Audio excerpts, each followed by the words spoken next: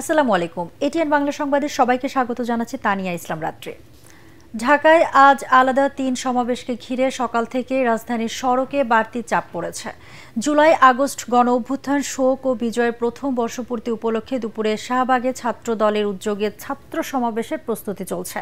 সকাল থেকে বিভিন্ন প্রান্ত থেকে দলে দলের সমাবেশে আসছেন ছাত্র দলের নেতাকর্মীরা। জুলাই ঘোষণাপত্র ও সনদের দাবিতে বিকাল ৩টায় কেন্দ্রীয় শহীদ মিনারে জনসমাবেশ করবে জাতীয় নাগরিক পার্টি এনসিপি। এছাড়া সোহরাওয়ার্দী উদ্যানে সাইমুম শিল্পগোষ্ঠীর অনুষ্ঠান চলছে। এমন পরিস্থিতিতে যানবাহন চলাচল নিয়ন্ত্রণে বিশেষ নির্দেশনা জারি করেছে ঢাকা মহানগর পুলিশ ডিএমপি। শাহবাগ ক্রসিং এড়িয়ে বিকল্প পথে যানবাহন চলাচল নির্দেশনা দিয়েছে ডিএমপি। 2 সমাবেশ ঘিরে নেওয়া হয়েছে বাড়তি নিরাপত্তা। ঢাকার বিভিন্ন রাস্তায় আইন শৃঙ্খলা রক্ষাকারী বাহিনী তল্লাশি চৌকি বাড়ানো হয়েছে। এদিকে ঢাকায় একই দিনে 3 সমাবেশকে ঘিরে সড়কে যানবাহন ও মানুষের চাপ বেড়েছে। দীর্ঘ যানজটে ও যানবাহন চলছে ধীর গতিতে। এই মুহূর্তে শাহবাগে আছেন সহকর্মী মুশফিকুর রহমান। সর্বশেষ খবর জানতে সরাসরি চলে যাচ্ছি তার কাছে। মুশফিক, শাহবাগে দুপুরে ছাত্র দলের সমাবেশ হওয়ার কথা, আবার বিকালে শহীদ মিনারে এনসিপির সমাবেশ হওয়ার কথা রয়েছে। এই বিষয়ে আপনার কাছে কি কি তথ্য আছে আমাদেরকে জানান। ওই এলাকার সর্বশেষ পরিস্থিতি সম্পর্কেও বলবেন আমাদেরকে।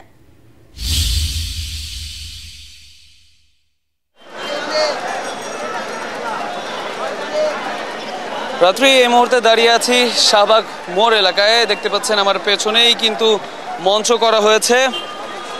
জাতীয়তাবাদী ছাত্র দলের সমাবেশ হচ্ছে আজকে শাহবাগে। আমরা যতটুকু জেনেছি দুপুর 2টা থেকে এই সমাবেশ শুরু হবে, চলবে সন্ধ্যা 6টা পর্যন্ত। এবং এই সমাবেশে কিন্তু ভার্চুয়ালি যোগদান করবেন বিএনপির ভারপ্রাপ্ত চেয়ারম্যান তারেক রহমান, এবং তিনি এই সমাবেশে বক্তব্য রাখবেন। এই সমাবেশকে কেন্দ্র করে সকাল থেকেই কিন্তু ঢাকা উত্তর এবং দক্ষিণ ছাত্র দলের যারা আছেন তারা কিন্তু সমাবেশ স্থলে আসতে শুরু করেছেন। এখন দেখতে পাচ্ছেন প্রচুর পরিমাণে লোক আছে এবং অনেকেই আসছে। এবং আরেকটি কথা হচ্ছে, বিকেল 3টা নাগাদ কিন্তু জাতীয় শহীদ মিনারে সমাবেশ করবে জাতীয় নাগরিক পার্টি এনসিপি। তারা সেখানে জুলাই ঘোষণাপত্র এর দাবি জানাবেন। এছাড়া তাদের যে ইশতেহার, এনসিপির ইশতেহারও সেখান থেকে কিন্তু আজকেই তারা ঘোষণা করবেন। এছাড়া সোহরাওয়ার্দী উদ্যানে কিন্তু আরেকটি সাংস্কৃতিক অনুষ্ঠান রয়েছে সাইমুম শিল্পী গোষ্ঠীর, জুলাই গণজাগরণ নামে।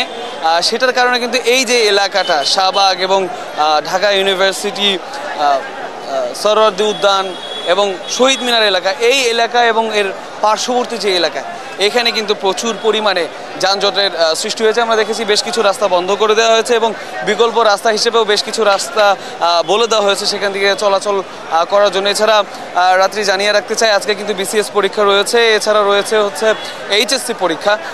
এই পরীক্ষাগুলো থাকার কারণেও কিন্তু স্বাভাবিক সময়ের চেয়ে কিন্তু যানজট বেশ বেশি এবং যাত্রীদের কিছুটা ভোগান্তি হচ্ছে। এবং এই ভোগান্তির জন্য কিন্তু ছাত্র দলের যে সভাপতি তিনি কিন্তু ক্ষমা প্রার্থনা করেছেন, দুঃখ প্রকাশ করেছেন সাময়িক অসুবিধার জন্য। তবে জুলাই এবং আগস্টের যে 1 বছর পূর্তি, এই গণ অভ্যুত্থানের 1 বছর পূর্তি উপলক্ষেই এখানে সমাবেশ করছে ছাত্র দল। এছাড়া আমরা যতটুকু জেনেছি 2টাই আনুষ্ঠানিকভাবে উদ্বোধন হবে ছাত্র দলের আজকের সমাবেশ। রাত্রি এই ছিল এখনকার মতো আমার কাছে সর্বশেষ। মুশফিক, ধন্যবাদ আপনাকে।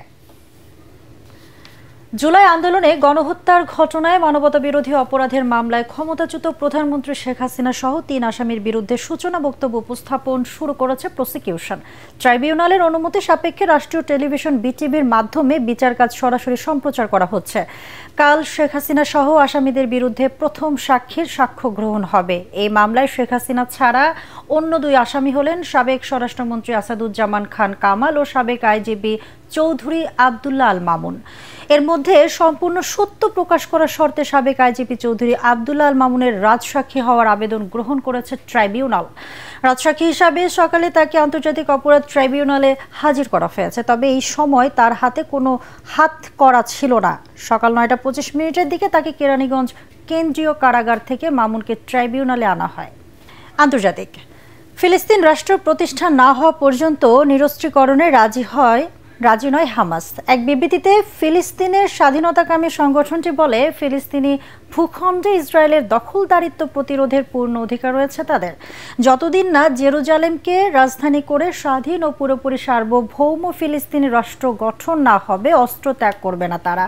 যুক্তরাষ্ট্রের মধ্যপ্রাচ্য বিষয়ক প্রতিনিধি স্টিভ উইটকফের গাজা সফরের সমালোচনা করেছে হামাস। গাজায় যুদ্ধবিরতির লক্ষ্যে ইসরায়েলের অন্যতম প্রধান শর্ত হামাসের নিরস্ত্রীকরণ। তবে শুরু থেকে এই ইস্যুতে অনড় ফিলিস্তিনি সশস্ত্র সংগঠনটি। এর আগেই গত সপ্তাহে ভেস্তে যায় হামাস ইসরায়েল পরোক্ষ আলোচনা। এদিকে ইসরায়েলে হামলায় গেল 24 ঘন্টায় মারা গেছে আরও 98 ফিলিস্তিনির। দর্শক, পরবর্তী সংবাদ দেখার আমন্ত্রণ জানিয়ে এখনকার মতো শেষ করছি। এটিআর বাংলা সংবাদ ইউটিউবে দেখতে ব্রাউজ করুন youtube/ATR বাংলা নিউজ। ধন্যবাদ সবাইকে।